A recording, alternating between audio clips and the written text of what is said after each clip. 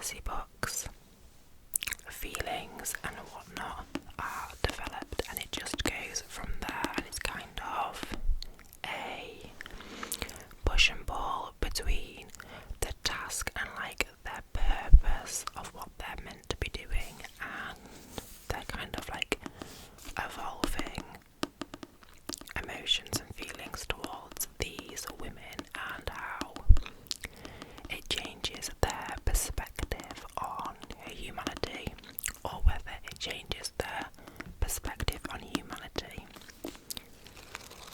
They are all spicy books as well.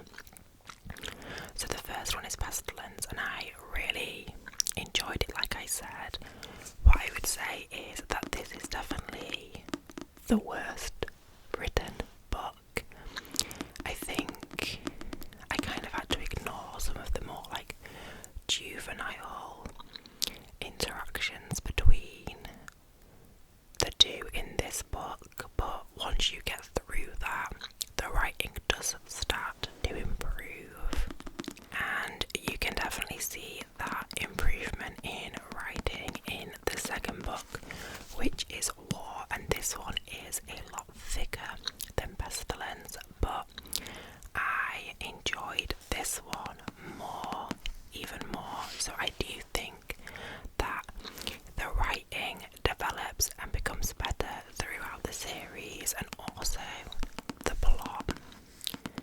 It gets kind of more detailed, and you get more invested in what is happening.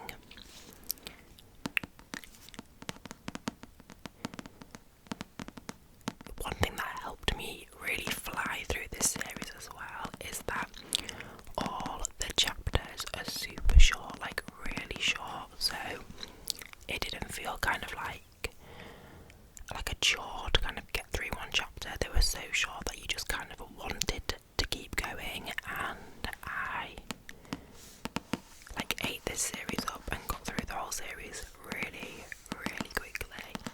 The fourth book is Famine, and Famine was definitely kind of my favourite of the four Horsemen. They are kind of your typical like toxic man, even though technically they're not like men. Obviously they've been sent from kind of a different place, I guess, but they still give you all those kind of traits that you might find in darker romances, even though I wouldn't say these are like dark romance books at all. I would say they're more kind of not enemies to lovers, but that kind of vibe. And Famine was definitely my favourite of the four Horsemen. I think, as from what I can remember, and all the females in each of the books are really different as well, which is nice. I think it keeps it fresh. Anna, in Famine specifically, I really enjoyed reading about. So I think you don't get kind of like bored throughout the series. It doesn't seem repetitive. Each has like a new story with a new female, and it's kept fresh. It ends with the fourth book, which is Death. Again, the books do seem to get longer. They do get longer with each book, but obviously this was the final book, so it needed to wrap things up. Overall, I think it was a good ending to a really enjoyable series, and I think each book was like fun to read and really easy to get through. So definitely a recommendation if you're wanting a kind of fantasy romantic series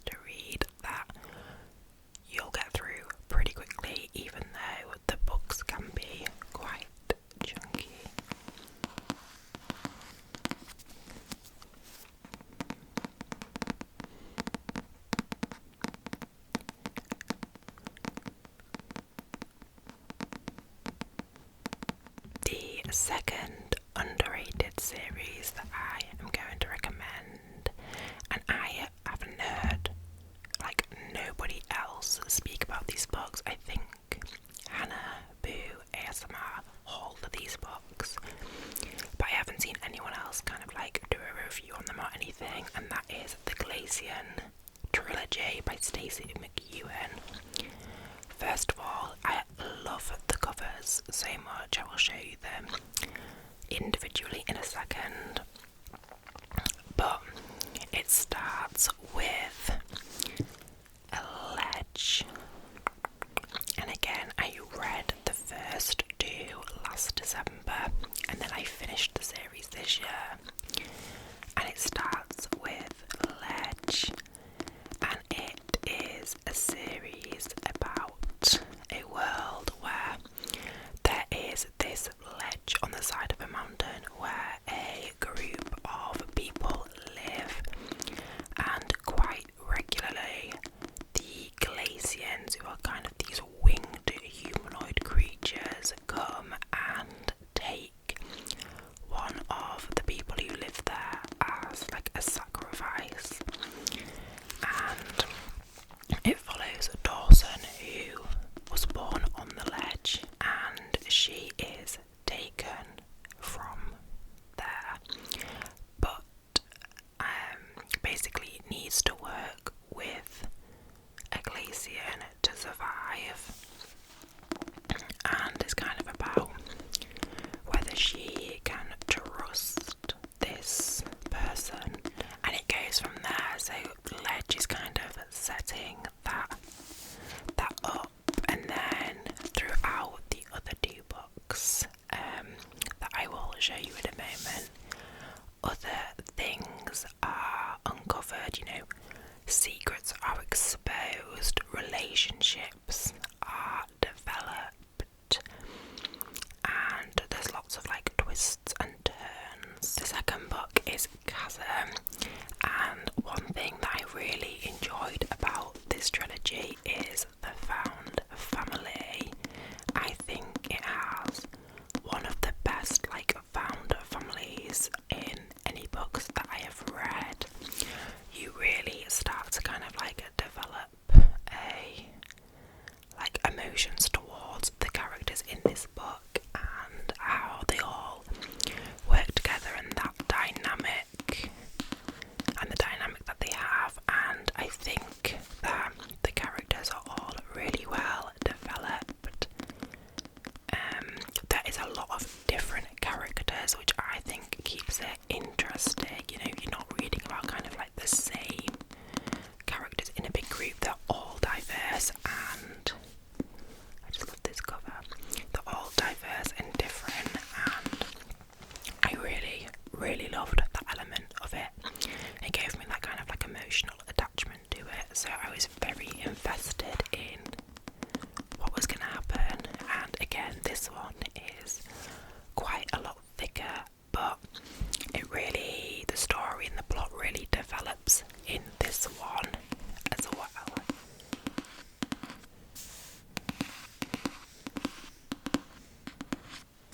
And like I said, I read both of these ones in December,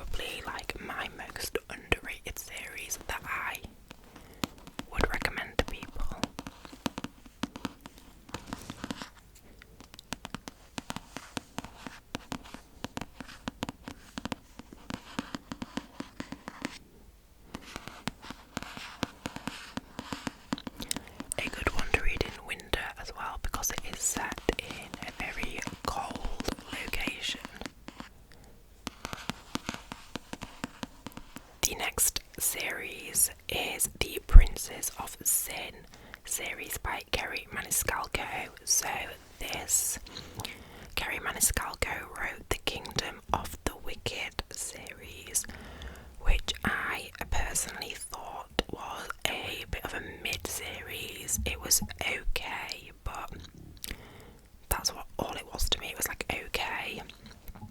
But the Princes of Sin series basically is kind of like an offshoot of Kingdom of the Wicked, and these books follow the Princes of Sin, so you don't need to read Kingdom of the Wicked to read these books. These are all interconnected, standalone fantasy romanticities.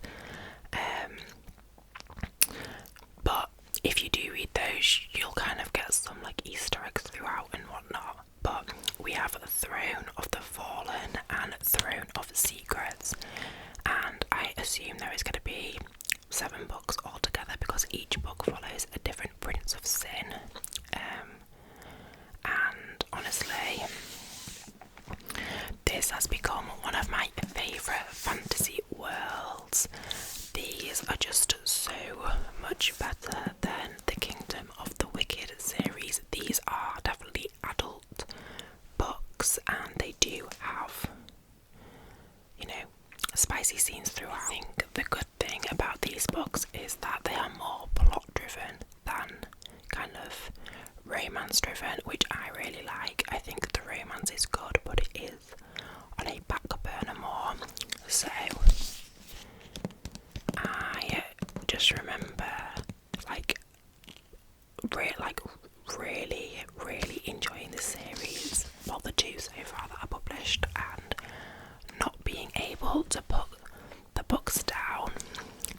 The first book is about Prince Envy, who again we do kind of meet in the Kingdom of the Wicked series, but this is his story. He also has a female called Camilla in, and they have to journey through the underworld to like uncover this mystery and like this game.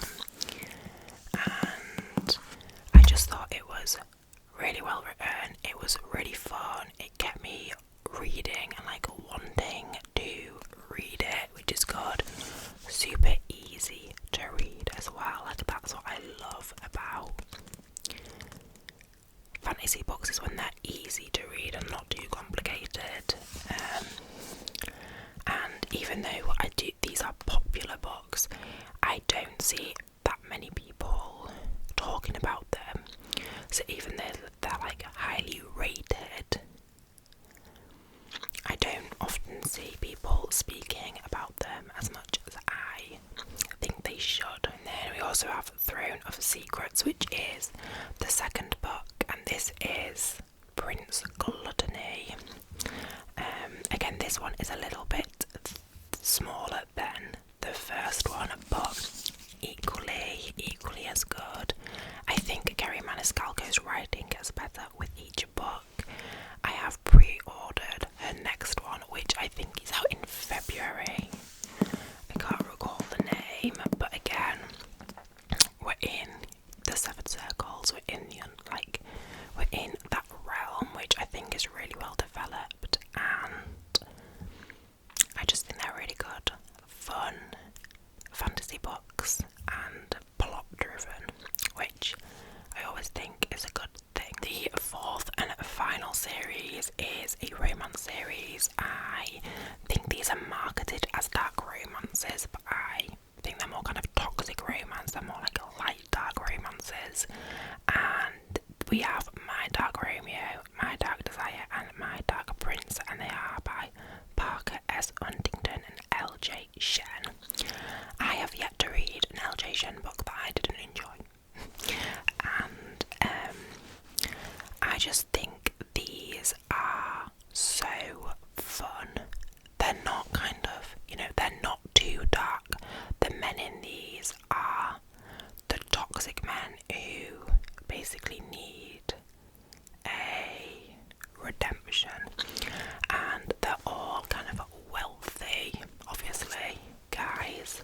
They're all best friends, and each story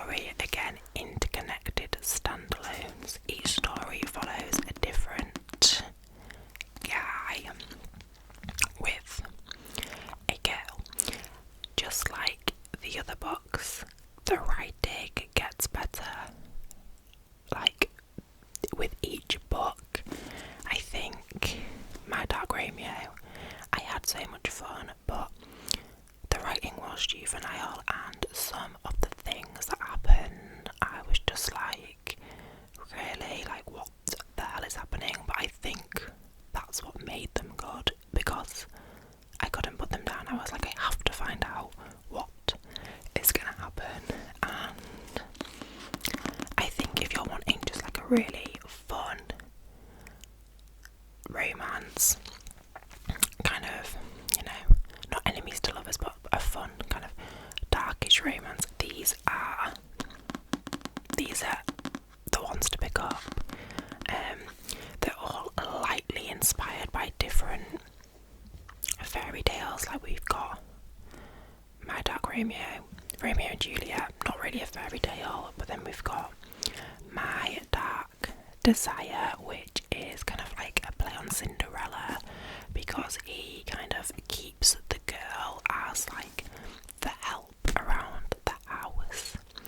And then we also have My Dark Prince, which is meant to be kind of like a Sleeping Beauty inspired-ish one, because actually in this there's kind of like an amnesia plot, but I also got Beauty and the Beast vibes from this, which I think will be kind of the topic around the next book in the series. But I think if you're just wanting something to have a good time and you're not bothered about, you know, reading something that is kind of adding to amazing literature, then these are really fun. They're unhinged, and I sometimes think that you just need like an unhinged romance, and these are definitely that.